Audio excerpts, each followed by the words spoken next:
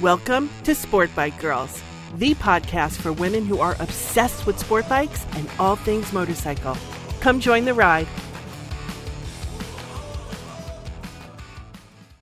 Hey Sport Bike Girls, welcome to episode 17. I am so excited for this summer and the many guests that will be featured on episodes over the next 2 months. Not only am I featuring incredible female riders from here in the U.S., but from multiple countries as well, including Canada, the UK, and several more European countries, as well as this week's guest, who is in Australia. Sport Bike Girls are definitely worldwide, and my podcast has now charted in the top 200 or better in 4 countries on Apple Podcasts. I cannot thank you enough for your likes, follows, downloads, and reviews. Their impact is huge, and I am so grateful to all of you, so thank you. In this episode, I speak with Loren Turnbull, founder of Girl Moto Media. This media company is launching a global digital magazine for women riders worldwide that will feature a terrific range of articles of interest to all women who ride. In addition to the e-zine launching on July 31st, there will be several other ways that Girl Moto Media will provide content, including a podcast, YouTube channel, and other social media. But ultimately, Girl Moto Media is about creating community. Loren is building an incredible resource for women riders worldwide, and I am so excited to share both her personal riding story with you here today, but also talk about this remarkable undertaking that is going to bring incredible excitement and attention to the needs and interests of women in motorcycling around the globe. Please stay tuned. Hey, Sport Bike Girls, thank you so much for being here. It's 4th of July weekend here in the States, but I have a very special guest who is with me right now in Australia. Hey, Loren, how are you today? I'm very good. Happy 4th of July to you, even though that doesn't apply to me here, but I celebrate anybody enjoying a holiday. Thank you very much. This is episode 17, and we are going to be talking about Loren's new online digital magazine, Girl Moto Mag. It's going to be releasing later this month online, and we're going to talk all about it, what the inspiration was, and Loren also has some great riding stories that she's going to share with us. So this is going to be a really fantastic convo. I'm so excited. So Loren, let's start with the question that I ask all my guests. What's your current ride? I am currently riding my little, what I call my baby Ninja 400. Oh, cute. About 2 years now, and it was a shift for me from the bike. It's actually only the second bike that I've ever owned, and it was a real shift for me from my first bike, and I am absolutely loving her. She's been a fantastic addition to my little bike family. That's fantastic. Let's talk about what it's like to be not only just a female rider, but a rider in Australia. Can you kind of walk us through, first of all, of course, what inspired you to start riding, and what is that process like to get your license and learn to be a rider in Australia? Sure. So I got my license about 7.5 years ago. And even in that time, our licensing has changed a little bit, the way that we go about approving people to ride. Mm-hmm. And interestingly, we do have different requirements depending on the state that you hold your driver's license in, and I'm sure that's probably similar in the States as well. Okay. Mm-hmm. So I'm based in Queensland, which is up the north end of the country on what we call our east coast. And in Queensland, when you get your license now, you actually spend the first 90 days as a learner rider, and you display a set of learner plates or L plates to alert the world that you're fresh and new.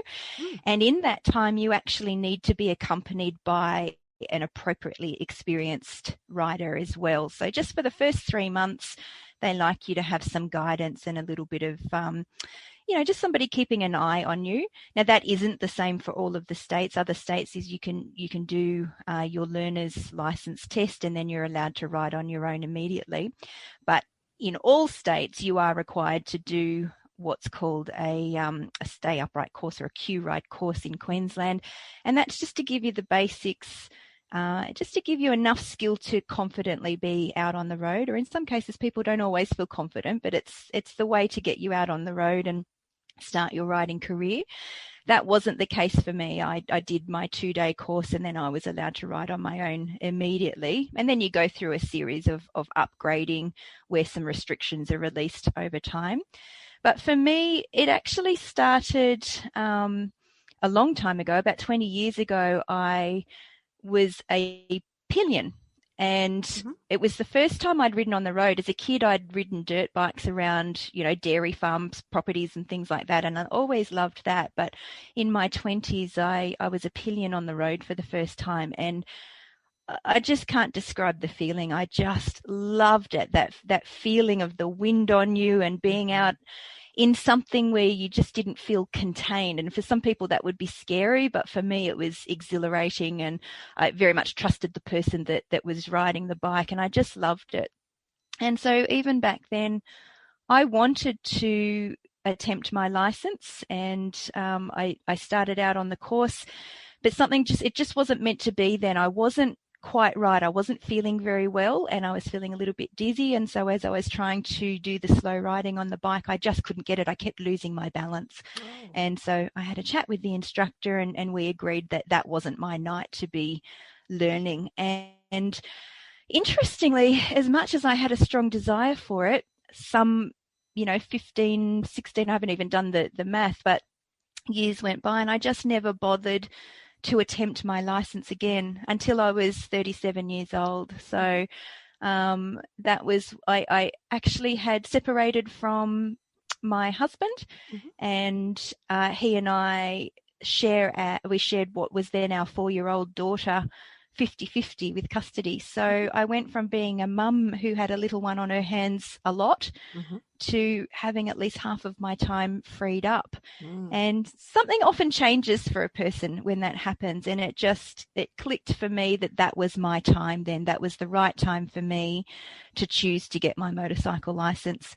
And so I did, and I haven't looked back since then. So for the last 7.5 years, I've just absolutely included a sport in my life that I love to the core of my being.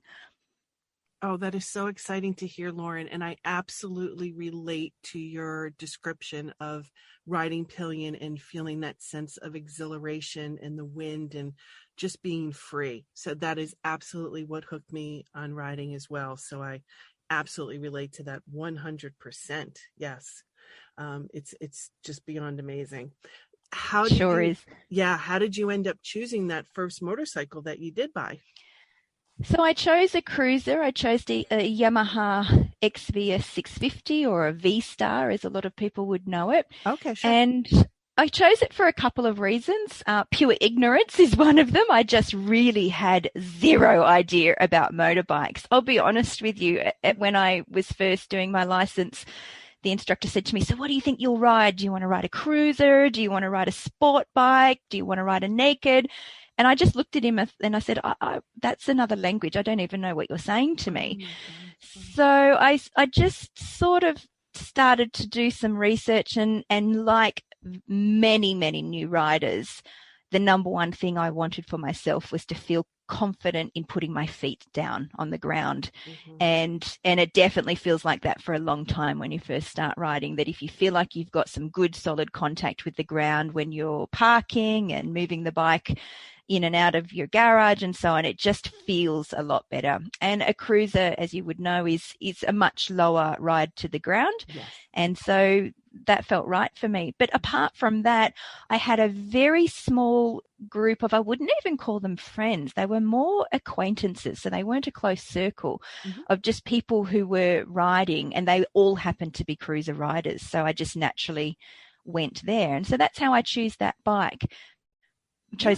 But interestingly enough, as my riding improved and I started riding with other people, I actually found that riding a sports bike is what suited me. And that's how I ended up with my little Ninja 2 years ago. And I just connected with that bike. And I think people do that. You either connect with your bike or you don't connect with your bike. I never connected with my cruiser, but immediately that I started to ride my baby Ninja, we were friends at first sight. So it's been a wonderful experience. That's so great to hear. I have talked with a few women who said they really wanted to ride a sport bike, at least initially, but because of height and just a little afraid of the power, afraid, the stance, you're obviously leaning farther forward than you would be on a cruiser. And it was just too, just added to the stress of being a new rider. And, they some of them came to it later, but others, because of height issues, they just stayed with the cruiser. But yeah, those are definite considerations, sure, for women to choose what bike style is best for them.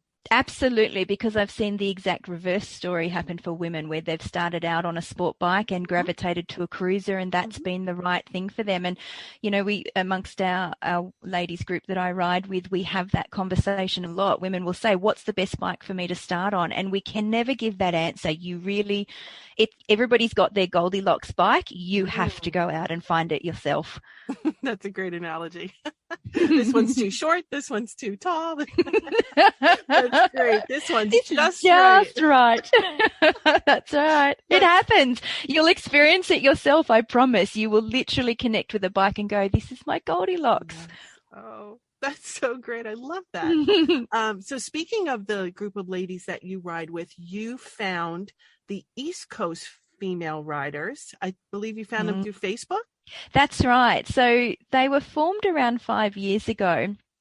And in the early stages of my riding career, I'd never ridden with groups. I was just always finding, one-on-one people to ride with, and even went through a phase where I thought I was going to sell my bike because I just wasn't riding it. I hadn't connected with anybody that rode. That group of acquaintances that I had kind of started out with, I moved away from, so I lost the people that I thought I would ride with. So to put it into perspective, as I said, I've been riding 7 years. In the first 5 years of my riding career on that Yamaha V-Star, and I'm sorry, I'm going to talk Australian to you, I put 5,000 kilometres on it, which I suppose is around 8,000 miles. I'm not too sure. I'll let you. Well, in the scheme of riding, it's actually not a lot. So that was only a small amount each year. Comparatively, in the 2 years that I've owned my Ninja, I've just ticked over 17,000 kilometres. Oh my. So that's what I've done in 2 years. So I was doing very, very little riding in those first 5 years, and it largely had to do with not having people to ride with. And when you're first starting out, solo riding can feel intimidating. It's really, I've learned now the benefit of riding with other experienced riders and how that can contribute to your riding. So interestingly, I was mainly riding with my partner, and we would maybe go out. It wasn't a huge part of our lives. Maybe once a month we would ride, and that's why I wasn't putting too many miles on the clock. About 2 years ago, like many people, we had a time in our lives where we just took some time out from each other. Thankfully, that was a great time out for us, and we are wonderfully together today. But when we had that little break from each other, I literally sat there one day and thought, I've got not a single person to ride with now. And I'd only just gotten my Ninja, and I was really loving riding it, and I just felt this sense of loss and this big gap of what am I going to do now? I don't just want to ride on my own all the time. How am I going to make some bike friends? And so I started just having a look on Facebook to see if there was any motorcycle groups there. And it was such a blessing that the Facebook page for East Coast female riders just happened to come across my laptop. So I joined the group. It's a private group, which today has almost 6,000 members in it. And they are, being exactly as the name sounds, the East Coast of Australia, which is a very large portion. Australia is very large, and probably the bulk of our population resides on the coastal East Coast of Australia. And each local geographic area is sort of broken down to have a ride leader, so that in your most immediate area you can find a group of people to ride with. But then nationally on the page, it's this amazing Facebook group of support and learning and nurturing and contribution. So thankfully, the volunteer for the Gold Coast area, she was posting regular rides, and I thought, all right, Loren, this is your way to find your riding people, your riding community. You want to keep riding that bike, so show up to one of those rides and just get to know some people. And it was the best decision that I ever made, because I connected immediately with some wonderful female riders. So much so that, within months of doing that, I was actually asked to take over the leadership role for my particular area. So they've just been a wonderful way for me to connect with a community of female riders, and it's just been a huge, wonderful addition to my life. And then, as I said, overlaying that, my partner and I were able to reconnect and come back together. So, he's back in my life as well, and we ride together. But I've acquired this new dimension of riding with women that is just undescribable, and I'm so glad that it happened that way. That is beautiful. What a great story. I'm so happy that you connected with these ladies. Just as an aside, I think you'll have to confirm this, but I may be the only U.S. member of this Facebook group, because when I found it and saw East Coast, my assumption was it was the East Coast of the United States. Of course, and an easy assumption to make. It wasn't until I think I got accepted. I was like, oh, this is a little far for me. Not sure that you'll be able to join any of our rides, Linda, but you're certainly welcome to be part of the page and gain all of the learning. Never say never. Never say never. Absolutely. That is true. That is true. Visiting Australia is absolutely my top 5 places to visit in the world. So who knows? And do you know what? And riding is such a way to link with people anywhere in the world. I was actually thinking, I've been to the States a few times, and there's absolutely no reason that I wouldn't be there again. And there is no reason, Linda, that if I'm on your side of the country that we wouldn't link up, because riding just binds people together. I always say to the ladies who join the group early, I say, come on the ride. We are friends already. You just don't know it yet. Oh, that's so great. I think that's the same around the world. I literally feel like I could reach out to any group in the world, particularly, you think of organizations like the Leaders, who have groups literally all over the world that you could ride with. And I think if I was in a country where there was a Leaders ride on, I know I would be welcomed. And likewise in Australia, if you happen to be here and there was an East Coast female riders ride on anywhere in the country, you'd be welcomed with open arms, and you'd be meeting with friends, even though you didn't know they were friends. I love that. The lady I was interviewing earlier this weekend, she lives here in New York on Long Island, and she said, even if I'm riding down the highway and I see a rider on the other side of the road, they're my tribe. I instantly connect with them. I don't know who they are, but we're in the same tribe. And I just think that feeling of community is so spectacular, and it's such a huge draw for me. Tell me more about the demographics of your group. How is there a general age range of the lady, experience levels? Just kind of a little brief overview of who's actually an East Coast female rider. Look, it's a true melting pot of everyone and everything, which is what I love the most about it. And that comes back to what we were just talking about, that we're connected by one thing, and that thing is riding. And it's not a small thing, when you experience it, and particularly when you've experienced riding with other women who just get it, it's such a strong bond that it crosses over different walks of life, different age groups. In my rides here on the Gold Coast in Queensland, where I live, on my weekend rides, I can have anywhere from 15 people up to, we've had 45 people in the group. And there's been times where we always share food as well when we ride. There's always a stop for lunch. And I remember being at one of the lunch stops and just looking around and thinking, wow, we've literally got all walks of life here, from, the 21-year-old up to, I've had a 75-year-old lady ride with my group. We've had retail assistants, we've had lawyers, we've had nurses, we've had mums, we've had grandmothers. We have literally had all walks of life joining our groups. And I sit there and I watch them at the tables, really actively engaged and chatting to each other. And in some cases, they might be women who literally met an hour ago at the start of the ride, and they're able to converse and connect over something. And I love seeing it. And again, the age group don't matter in terms of the contribution that's made. We've got many women who take up riding in their midlife and beyond, and it's often because, I guess, a little like me, it's when your circumstances change and it provides you the freedom to do something for yourself. And it's often when your career has reached a place where it's settled down, often family commitments are dissipating. And so women find this reason to fill the space, and they're brave, powerful women who choose riding. And so we can have 21-year-olds who will sit there with our 50-year-old brand new rider, giving her input and tips and support on how to ride, as much as we have our 75-year-old lady who has been riding almost her whole life, contributing to the 21-year-old.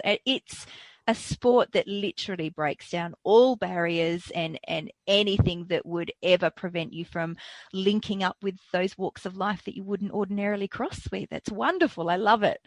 Oh, that is truly wonderful. I so agree with you. So I guess a lot of your riding you mentioned is along the coast. Are there any particular favorite places, yourself and the group, that you love to go in Australia? Do you kind of stay along the coast? Do you ever go inland or? Where I am on the Gold Coast, I just feel so blessed with the riding that we have here. We have beautiful geography and that we have this amazing coastline, but only a few miles in from the coast, we're shrouded by a hinterland, a mountainous hinterland. And within, 40 minutes to up to 3 hours of riding, we have spectacular mountains to ride in. So to be honest, our coastal region is quite busy and built up, and so we don't tend to ride there. Sometimes we'll do a night ride, and it's just amazing to ride down the esplanade along the water as a group of women feeling very powerful and gorgeous on our bikes. But most of our riding is actually done out in the hinterland, and particularly where I live, there are 3 or 4 main mountains that are just absolutely spectacular motorcycle riding. And I know people do travel from all over to come and ride these mountains. But I live right on the border between Queensland and New South Wales. And in northern New South Wales, there's absolutely spectacular riding as well. And many of your listeners would probably have heard of Byron Bay, which is an amazing coastal town, but just inland from that is the Byron Bay hinterland, and that's only about a 45-minute ride from where I live, and that's my most favourite riding area. It's just beautiful. The roads are great. The mountains are spectacular. You end up on those mountains looking back towards the ocean, and it's just, I don't know, there's those times where you'll be riding along a high mountain road, and the view will open up towards the ocean where the trees clear, and it does something to my heart. I literally feel it in my heart when I see that view, and it's just heartwarming. I love that riding. It does something to me. So I'm very blessed to live where I do and be able to ride where I do. Oh, so fortunate. That just sounds magnificent. Oh, I want to go online and see pictures of it. I have to see. Oh my gosh. And Byron Bay, that's a popular surfing destination. Am I correct? It is. Okay. Yeah, that's exactly right. Okay. So before deciding to start Girl Moto Mag, your new media company, you worked as a corporate copywriter and I believe a consultant as well. That's right. I started my career in business banking. So I built a finance background and training, and that emerged into, I did a lot of different training and qualifications and in marketing as well as finance and a little bit of legal, so that I could become a consultant to businesses to help them improve all the facets of business. Finance was probably my strongest area, but marketing and writing was always my first love. So I loved it when I had a business to contract to that I could help them with that. But more recently, over the last few years, I was able to develop the opportunity to refine what's called my copywriting skills. And copywriting is all of the words that you particularly see related to a business. So it could be sales copy, it could be ad copy, it could be just even letters, internal letters that a business might use to communicate with their customers. So I've always loved writing, and I've also done some article writing as well, just for my own love, to keep the skills there. Mm-hmm. Yeah, so that, I guess, has given me the base that it just opened up the opportunity to look at doing this publication. That's awesome. I mean, such a wide variety of skills that you can then translate into creating and running this media company. Your skill set is so strong. I mean, that is just so impressive. What exactly inspired you to create this global online magazine designed strictly for women riders? Yeah, it's amazing how you can reach a point where you can almost look up and examine your own life and certain events that have gone on. And what I'm finding with Girl Moto Media is so many areas of my life literally feel like it's been leading up to this. And that started with what you just described, my background in business, because I do want this to be a business. I want it to be more than a blog. It needs to be something that has the ability to grow. And then, I've described my story of meeting and linking up with East Coast female riders, and then, being blessed with the opportunity to have a leadership role within that organization as well. It gave me the opportunity to really get first-hand experience of what riding is like for women. East Coast female riders is such a nurturing place, and the Facebook page in particular just gives you so much insight into what riding is like for women.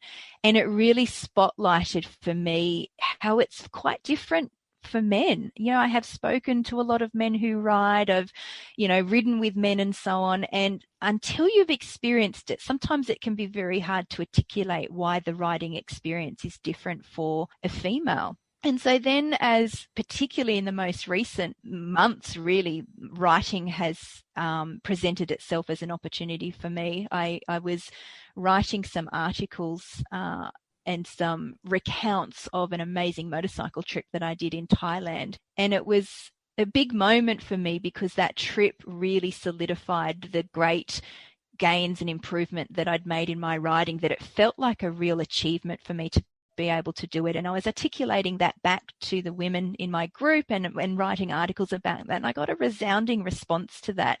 And it just really made me think that, there is nowhere other than things like East Coast female riders that really pulls together on a platform a recognition of the experience of what riding is for women. And it's not necessarily just about saying it's only for women, but women, I saw with my leadership role that it really does feel like a different experience than what men experience. And I think that has a lot to do with life circumstances and the roles that women often play in life, that when a place comes into her life where she can choose something like riding for herself, it's more than just getting on a motorcycle and riding. It delineates something in her life. It's a way that she can really tap into herself and look at it herself and see what she's capable of and have a real outlet to experience that capability.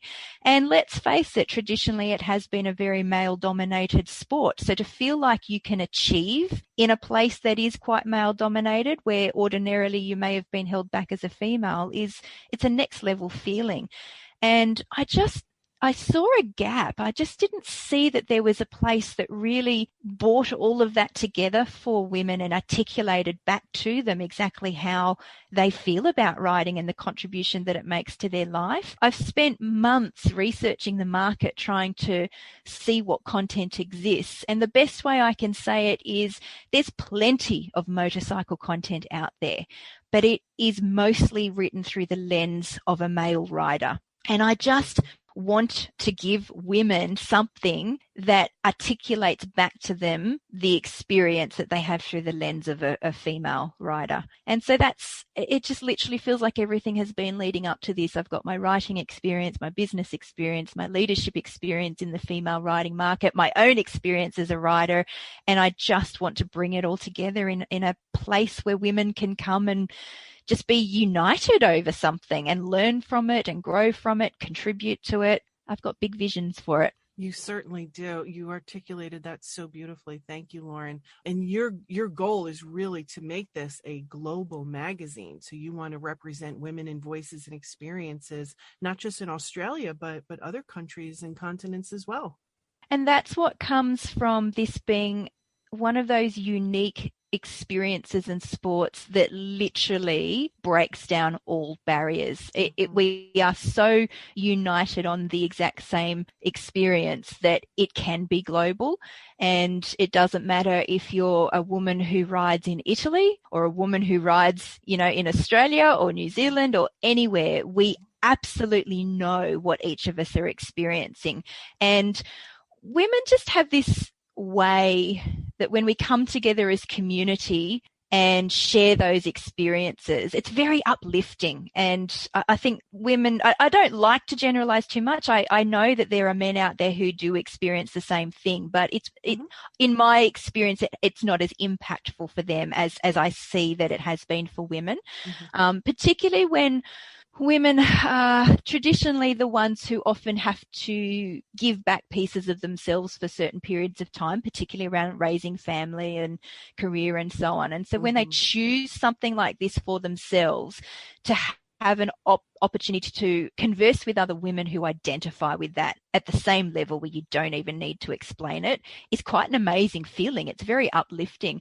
I've been part of other communities before, for example, in the yoga world, or I even did a bit of work in the triathlon community, and I see strong communities there as well. There's no question of that. I've been to amazing yoga retreats where you feel connected with those women in a shared experience, and the same thing in the triathlete world. But there's something about motorcycle riding that seems to transcend that. And I think what it is that it's a strong skill that you need to be able to learn. You almost have to have an element of bravery in choosing to do it.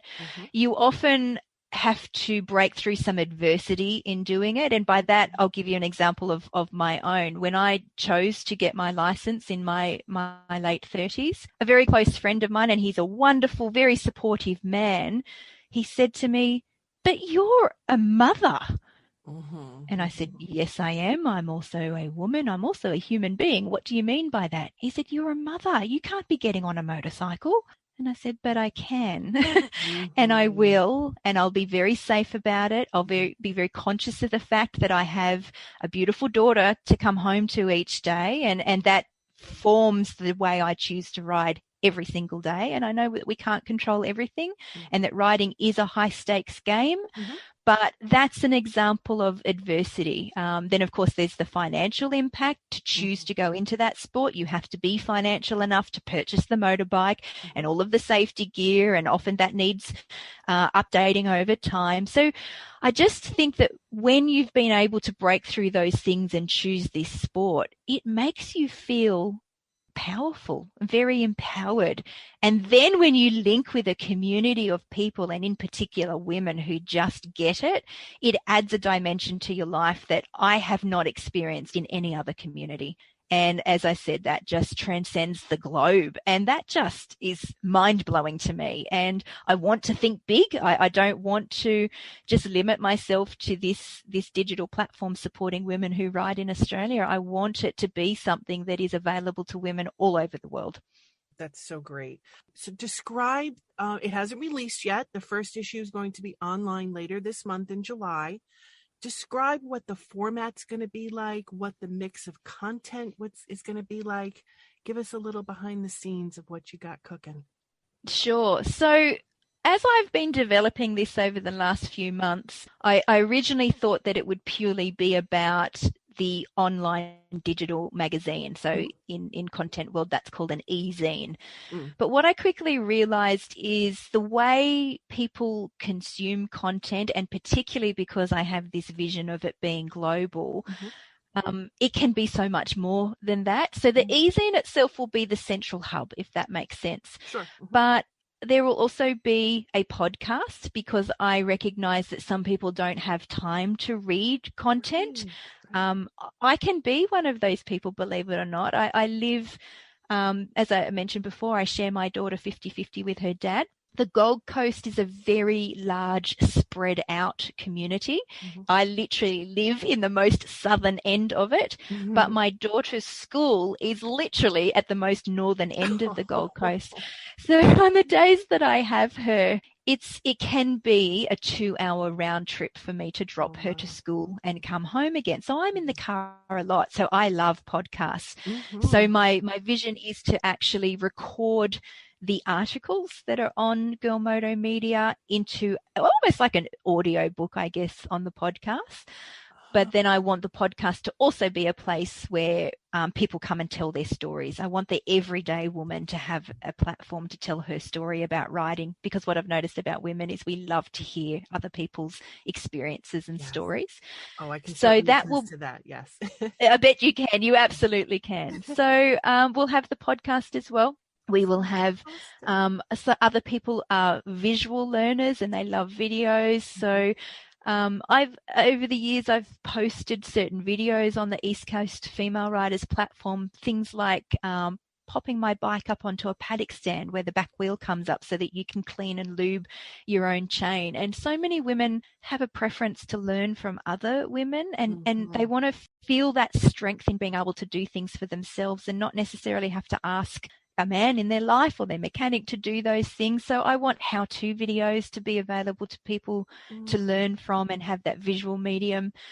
And then, of course, there's the social media accounts, which there's two Instagram accounts operating, and one of them is for the magazine itself, just to show people the type of content that's coming.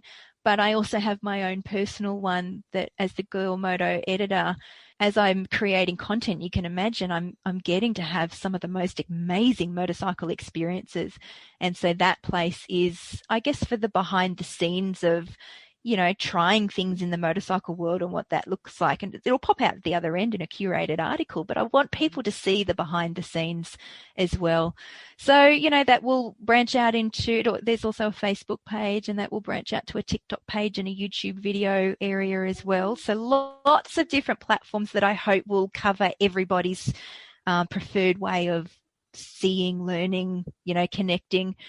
But it will ultimately all be from the hub of this e-zine, which is, in my opinion, the future of the way we consume content now. I'm not so sure people are reading print as much anymore. So I'm embracing the digital world and upskilling myself in that area with a social media diploma that I'm currently studying. I just want to curate content in a way that is just able to be received from every walk of life. That is brilliant, Loren. And you're right. People learn and consume their media and their information in so many different preferred ways. You're literally creating a media empire. It's so exciting. I love it so I hope much. so. You are. Oh, my gosh. How many staffers and writers do you have right now? Are you just getting contributions from freelance people? Do you have staff? How's that working? Yep, that's the way to do it in the early days. So I have plans for this to be a sustainable commercial venture, but I don't ever want to charge consumers for the content. I want it to be made free to women to access anytime that they want to. So the only way to monetize that so that it can be something sustainable long term is to bring on the support of sponsors and advertisers. But this is where I have to put my business hat on, and I've got to look at the analytics of that and say the only reason that that's viable and of interest to motorcycle brands is when we bind together the usage of those platforms and the readership, I guess, if you want to call it that, or the usership. And that's going to be a slow process in the early days. You know, it takes time to tell the world that something like this exists.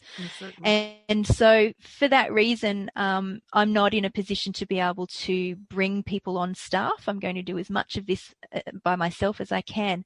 But having said that, Linda, here is the power of the motorcycle community. Just in the last 6 weeks that I've been telling the world that this is my vision and this is what I want to do, I have had some exceptional women reach out to me and say, I create content for the motorcycle community. Some in particular already write for magazines, and they've shared stories of feeling a bit disillusioned and held back because those magazines aren't catering to women, and they want to contribute something. I haven't even had to explain the vision to them. They just get it and they understand it. And so I've had writers offer content to me. I've had drone pilots offer visual content. I've had photographers offer visual content. And at first I thought that they may have been asking for payment for that, but no, it's been a resounding no. I want to do this for free. I want to contribute. I want to support your vision of growing this. And it's just been so heartwarming and just solidifying. It just confirms everything that I ever thought about women and those who are associated in the motorcycle world. We are an amazing supportive community, and almost on a daily basis, I'm getting private messages through Instagram in particular. That seems to be the platform where I've been able to gain the most reach, of just women reaching out saying, do this, I'm behind you 100% of the way, if there's anything I can contribute. So through that journey, I've acquired 3 women who are willing to supply written content. And as I said, a bunch of photographers and videographers as well. And it's just been really heartwarming. And, you know, in any business, a lot of doubt can seep in as you're trying to create something new. And particularly when it's hard to research whether your assumptions of what people want is true. But the feedback I've had over the last 6 weeks has absolutely confirmed that for me. And it's been very uplifting, and it feels purposeful for me. I feel like I have to do this. It's not a want or a desire. I have to do this. Women deserve this. And it feels like my purpose. I feel like everything that I've been doing over the last few years is leading up to this. And the support of the women coming back at me, telling me, yes, do it. This is what we want, and we'll throw ourselves behind it, is just next level. That really, I'm not surprised at all. But on the other hand, I'm just so thrilled to hear you say that and confirm what my, very limited experience in doing this podcast over the last 6-7 months has been. There are maybe 2 or 3 women that I've reached out to. Well, first of all, I almost talked myself out of doing this podcast because I was like, who in their right mind wants to listen to a woman, first of all, talk about motorcycles. Okay. And number 2, can't even ride herself, but yet she wants to talk to women about motorcycles. But I needed an outlet for my passion. And I found that there are so many women out there hungry for the stories, for the ability to share their thoughts, their feelings, their experiences on what it's like to ride, what it was like to learn to ride, the frustrations of shopping for moto gear that doesn't fit correctly. That's either too big, or if they're a woman like my height, they're wearing men's gear. And I absolutely concur with what you're saying. Women are so hungry for this content. And the more people out there like you that are doing this, because you're doing it on such a broad scale and so many different media, it's going to be a huge success. I just have no doubt at all. And I know that once these brands, kind of start to wake up and say, beyond there's an interest in it and a need for it, they're losing out on massive amounts of money by not catering to this demographic. And that's absolutely right. And that's the thing that's been mind blowing, is I thought that I was seeing all of that. And as women, I know that we experience what we call imposter syndrome. I had moments of thinking, can I do this, or am I on the mark here? And my deep seated vision, my vulnerable place for this is, I want this to be a movement. I want to show the motorcycle brands of the world that we're here, and when women are worth sitting up and taking notice of in this industry. And it's been a tough one because it's really difficult to get statistics in the motorcycle industry, particularly in Australia. In the US, it's not so bad. You seem to have data collection systems that can put a bit of a number around the number of women who own a registered motorcycle and are riding them, and so on and so forth. And there's no question that data shows that it's growing.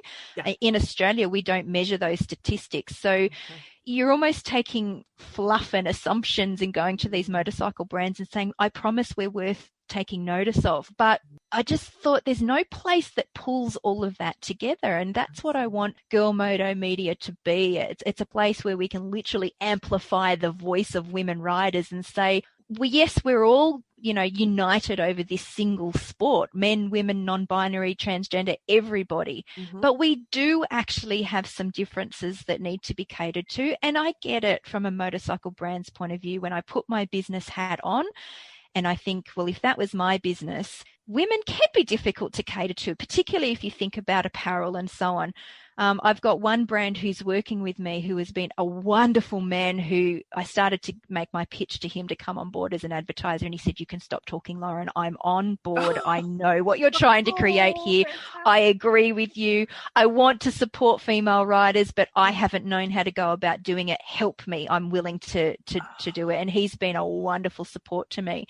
But he gave me some insight that is very real and understandable. And he said, if I look at our online store and even their retail store, they do have a physical outlet as well. He said a man will come in, look at that one black jacket and go, yeah, that'll do. Size is close enough. And he buys it and it's done. And he said, women, he said, it's more than that for you. He said, you're all different shapes and sizes and you like different colors. And some of you are bigger up top and bigger down the bottom or the other way around. And you like longer sleeves. My helmet. Right. Has to match. That's right.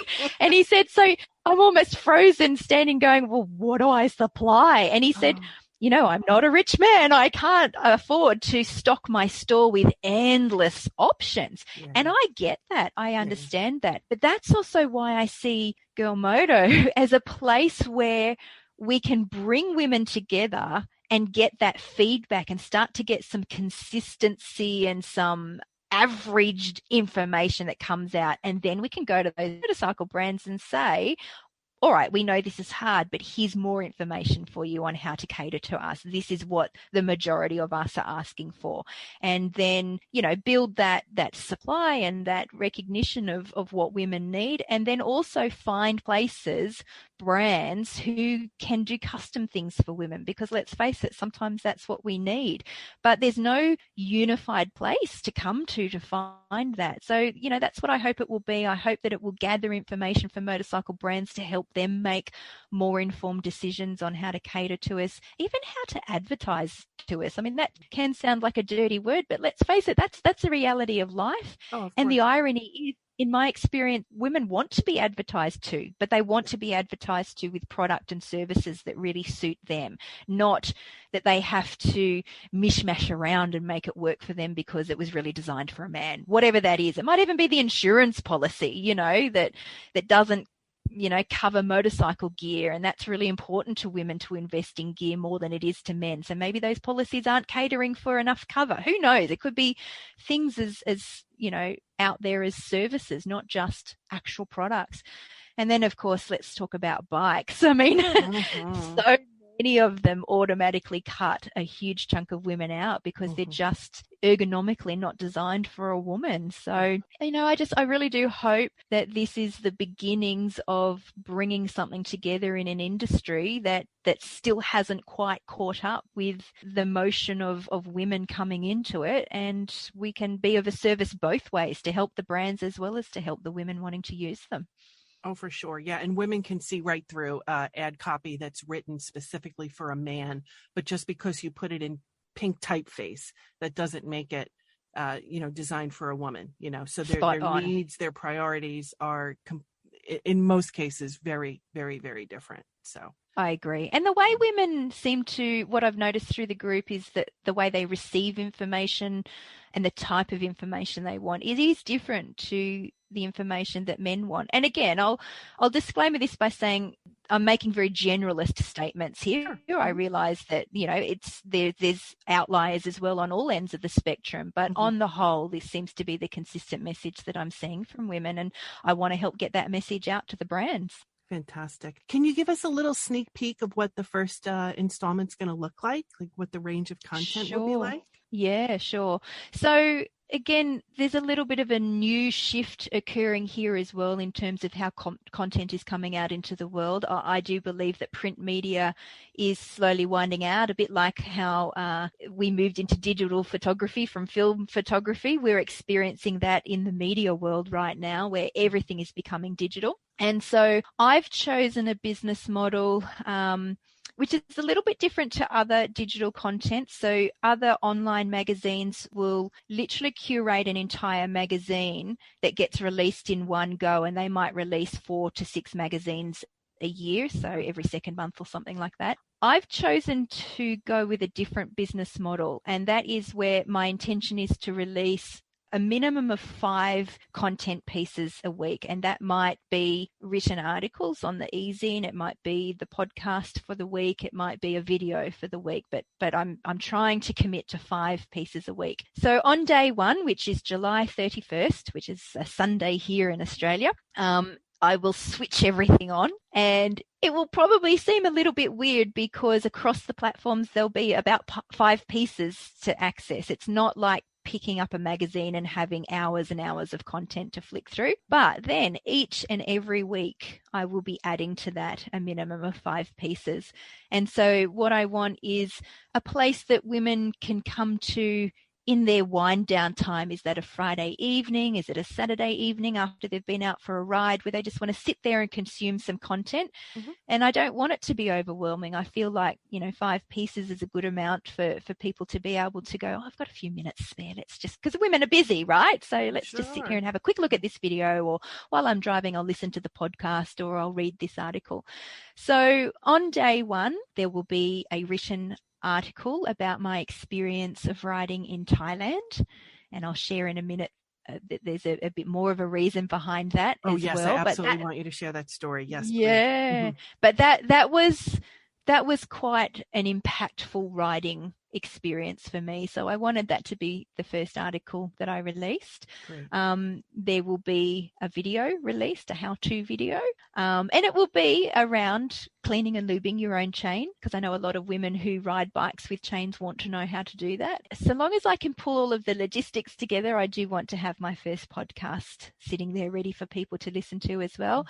And just because I know women, there's going to be a fashion piece on there, because we all love a little bit of frivolous fashion, and motorcycle fashion, it can be exciting. And I've been trolling the world looking for these awesome brands who actually are starting to create some beautiful motorcycle wear for women, and I want to showcase that. And it's just nice to look at pretty things, so there'll be a fashion piece as well. So yeah, that's what the first release will look like. And then what I hope is that our supporters will be willing to come back each week just to have a little look and see what we've released for that week. And I hope to keep it interesting and varied, and talking about the topics that I know women are experiencing, and some of it will be quite heavy hitting. There'll be some mental health articles that we'll look at. Things, all sorts of things can get in the way of your riding from a mindset point of view, and it's big and it's very real for women. That is definitely a big difference, that you often don't see men experiencing those same issues, those big mental blocks that stop them from either getting on their motorcycle, let alone progressing with their riding. So I want to do a lot around that. And I've got reach with some wonderful psychologists and mindset coaches and so on that have some wonderful tips and techniques to help people with those things. So that's the kind of support and learning content that I'm trying to curate and put out there. So lots of different pieces like that. And then we'll go down to grassroots and my own experience of not even knowing what the different types of motorcycles were to choose from when I first started riding. So it will almost be a story journey, starting from the beginning and going right through the progression that, the average person experiences with riding, and the articles and the pieces will represent that. So right through to the most experienced, fierce women who are out there riding track against the boys and winning, so that's the aspirational stuff that these women can reach those kind of heights as well. I want to showcase them and show the world what we're capable of. Is so ambitious and so diverse. I have no hesitation in my mind that you're just going to conquer this 1,000%. This is just so spectacular, Loren. The idea, the format, the content. Oh, I think women worldwide are just literally going to go crazy for this, to have it all at their fingertips in one easy to access setting. Oh, this is going to be so incredible. On a smaller note, you've been doing this really fun little feature where women can send in photos of them with their bikes, and then you feature them on Thursday. Are you going to keep doing that? I think that's so sweet. I love that. Absolutely. I love seeing women and I've only featured a couple, as you know, and I always get a little comment back or a little private message back, and I could just see the excitement. It just feels nice to be spotlighted in a small way. And, just because I'm trying to reach the world, it doesn't mean that we can't have this, minute, very one-on-one contact with women where we get to go, hey, I love my bike and I'm proud to show it off.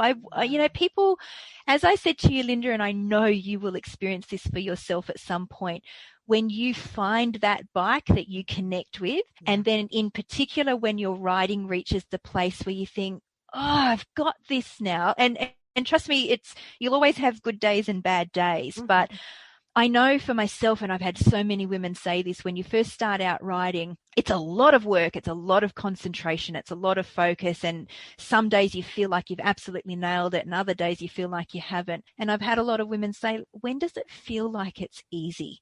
And I'm not sure that it ever does, and I personally am not sure that it ever should, because I think that's what keeps you clear of mind and focused and safe and so on. But there is a day that comes where you go on that ride, you're in love with your bike, the terrain is perfect, the weather is perfect, and everything just came together so well in that ride that you think, oh, I didn't feel stressed once on that ride and I just loved it so much. Or you join a group ride with your girls, your tribe, where you just think, there's just something about seeing a road full of women and just going, I'm part of that. That's amazing. And it's a really beautiful feeling. And so I think that translates to the photos that we get of our bikes. Like, women love taking photos of those things, that you can look at that image and it literally does something to you inside. And that's what I want the ladies sharing. I want them to find that photo where they look at their bike or themselves on it or themselves riding it and goes, oh, that does something to me inside. And I want them to have a platform to showcase that. That is so great. I know we touched on this earlier, but are there any really overarching themes that you're seeing from all the women riders around the world that you're in contact with? Similarities, differences, what's motivating them to ride, what their riding experiences are, cultural or otherwise? Internally, a lot of women's reasons to ride are quite similar, or there's a lot of similar stories. There's usually a story that evoked a woman to choose to ride.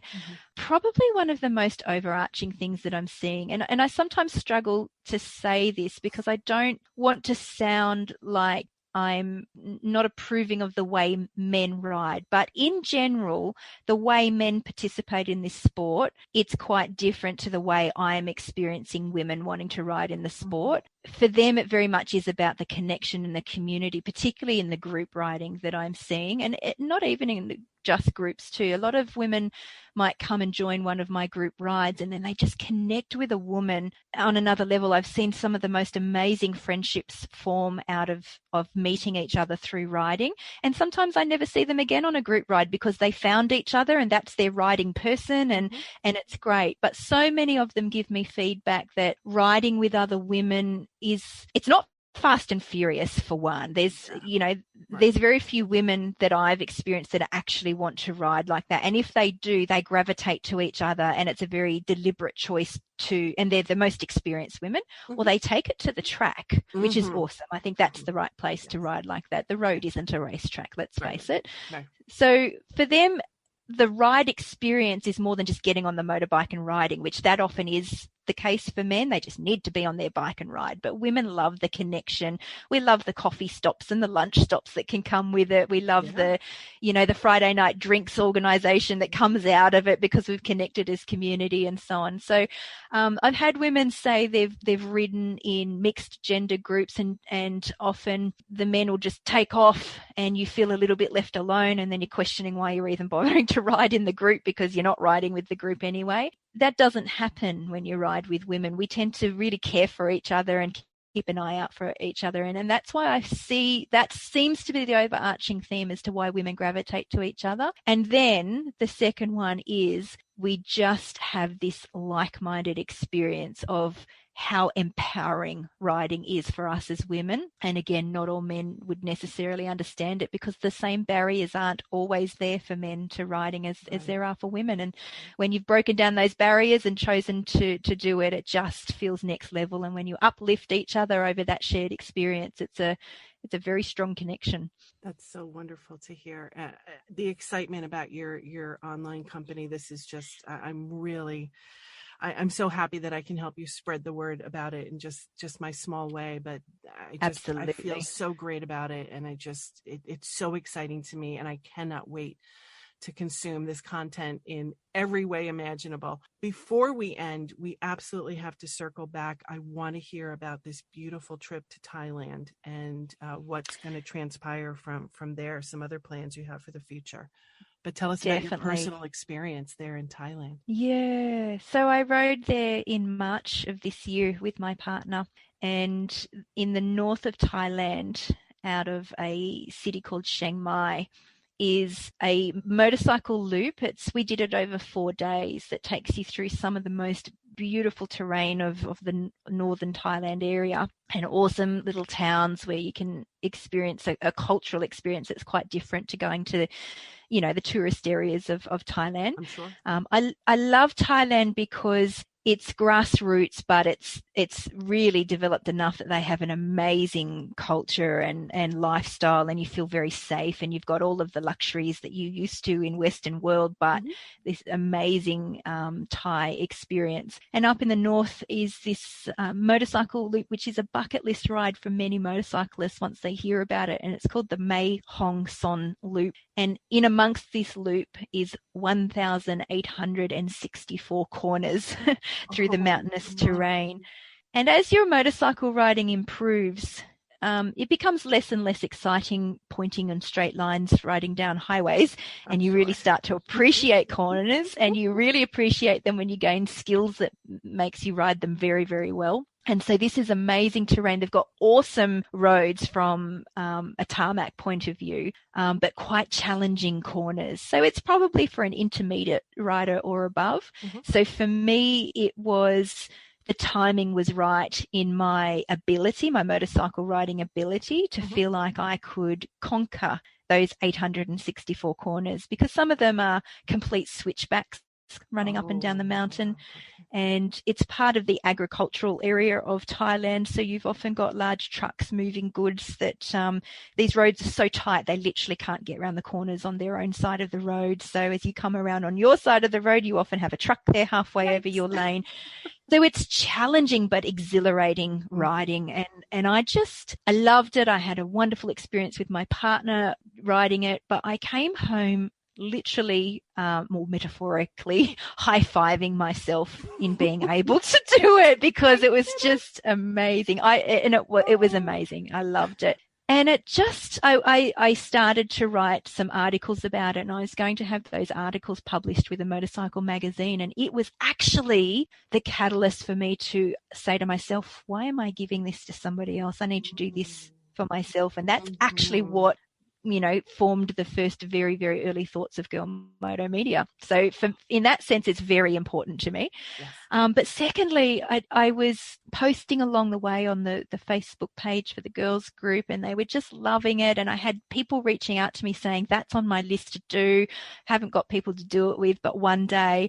And I thought, you know what? I don't want there to be any reason for a woman to not be able to do this trip. I don't want her to be sitting there saying, oh, I've got nobody to do it with and I wouldn't do do it on my own, or I wouldn't do it with my partner because he rides so much faster than me and I'd feel like I'd ruin his experience, or, whatever. I just want there to be no reason that a female rider who thinks that she's capable of doing that ride shouldn't be able to do it. And along the way in launching Girl Moto Media, I had a wonderful organisation called Bike Tour Asia reach out to me. And they are a tour group who does this exact tour in Thailand. But it happens to be owned by a couple of gentlemen from around the world, and one of them is based here in Australia, and he happens to be the husband of one of the women that I adore that rides with me as part of East Coast Female Riders. Mm-hmm. And she went to him and said, you need to talk to Loren about this. They knew that they wanted to reach into the female riding community. They know that they can provide a really safe, amazing tour environment for women, but they didn't know how to reach women. And so, when my wonderful lady who rides with me went to her husband and said, here's your opportunity, Loren will show you how to speak to women, how to cater to them, and so on. They didn't even hesitate. They came on board as my very first Girl Moto advertiser, which I think is wonderful. But the way that we're doing it is we are putting together a combined Bike Tour Asia Girl Moto Media women's riding group to do this loop in Thailand in November. So I'm about to release it. I just, I can't imagine anything more amazing than riding with 12 women who want to challenge themselves on those corners, but know that someone's got them. We've got them. BTA's got them. Loren's got them. We've got an amazing female guide who speaks wonderful English, but she's Thai. Mm-hmm. And that in itself, I can't wait to show Girl Moto readers her story as well, because it's actually a massive thing for a woman to ride a large motorcycle in Asia, but particularly Thailand. That a lot of women that I talk to over there will say, oh no, girls ride scooters, only the boys ride what they call the big bikes. Okay. And Kana, our guide, she has broken the mold. She's broken down all the barriers there in Thailand, and she's doing some excellent riding over there, and she's going to be our guide. So when we've got somebody like that leading us, we've got Bike Tour Asia who are providing a brand new fleet of motorcycles for us to ride with. So the safety aspect of it is just not even in question. They've picked amazing accommodation places for us to stay. They've got us. They've got everything that we need. And to do that with 10 women, or it's myself and Kana and 10 other women, so 12 of us, I can only imagine the bond that we're going to create after 7 days of riding together, or 5 days of riding, but 7 days of being on tour together. And I want to make that opportunity available to women from all over the world. Thailand is such a central place for people to come to. And I want to unite us together on a tour like that. And my vision for that is to do it once a year. Oh, Loren, that is spectacular. And that's coming up. Bike Tour Asia and I literally finalized the itinerary last week. Okay. And this week I am about to start promoting it and releasing that. So today, right now, there are 10 spaces available, and I can't wait to make it available to women to jump on board with and come and meet me in Thailand and just have what I think will be the trip of a lifetime. And the tour group will provide everything: bikes, helmets, gear. Do women have to travel with their own gear, or should they? Or So this will be part of, I'll be writing some content about this because I have experienced it myself. I will actually be encouraging women to bring their own helmet, jacket, pants and boots. Okay. I didn't take my own helmet when I did it in March, and that's one thing that I wish that I had done. Mm-hmm. So I'll be talking about that as we build up to this tour. But certainly the bikes and fuel and accommodation and so on are all provided by Bike Tour Asia, and they have a brand new fleet of bikes. As you can imagine, when travel ceased with the pandemic, they shut down operations, and so they sold their fleet of bikes. And they are just opening up again now. So we will be one of the first groups to be riding this brand new fleet of bikes. And what I love about Bike Tour Asia is they actually came to me and said, can we have your input? Can you speak on behalf of women and tell us what are the type of bikes that they would feel comfortable on? Because seat height, whether it's because you're short or you're tall, has such an impact on women, and it can really contribute to whether they feel safe and comfortable on a bike or not. And I love that they were so open to consulting on that. And what they have chosen as a result of those discussions is I feel really, really comfortable with what we're offering women for this tour in November. I love that they've approached it this way, and I want to show them all the support that I can in return to say thank you. Oh, that was certainly very wise on their part to consult you on these matters, because so many wouldn't even consider that even an issue. So just the fact that they acknowledged that and consulted you on that is just brilliant on their part. Can you share your web address for Girl Moto Media? Sure. Yeah, so it's www.girlmoto.com.au. You'll have to remember the .au from over there in the States. Excellent. Absolutely. I'm going to do everything I can to help promote that launch for you and just spread the word. I want everyone to see it, everyone to read it, see all the content, the podcast, the videos. This is going to be so exciting. What a learning opportunity. And you're just creating a whole new community for women to bond and learn together, no matter where in the world they are. I mean, it's so spectacular. And I thank you for doing it, because I'm so excited to be a part of it and learn from it myself. So thank you. Thank you, Linda. And you're the perfect example of a woman rider, the level of support that you offer in return. And this is for something that hasn't even launched yet. It is the perfect example of what women do for each other, particularly when riding is involved. And, for that, I thank you as well. And it's all of these little things that solidify and confirm for me that this is worth my time, effort, and resources to create, because women deserve this. So thank you as well. My pleasure. Thank you. I truly appreciate that. Thank you. And this is absolutely, I can't imagine it not being worth your time and effort. And heartfelt congratulations. And I know it's just going to be a massive success for you. So thank you. Thank you. Thank you everyone for listening. I'm going to be posting all this great information for you so you can access this great content no matter where in the world you are. And we're just going to learn and have even more fun together. Thank you, Loren, so much, founder of Girl Moto Media. Thank you, Linda. Have a great day, Loren. Enjoy the rest of your weekend, okay? You too. Thank you so much for making the time work for both of us as well. I appreciate that. Absolutely. No trouble at all. Thank you. Yes, I'm here in the East Coast of the United States and you're on the East Coast of Australia, but we made it work.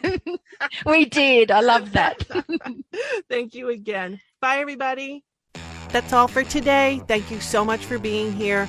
Please follow me on Instagram and Twitter at Sportbikegrrls for a complete schedule of all upcoming episodes, as well as more information about all of my amazing guests. Have a great day.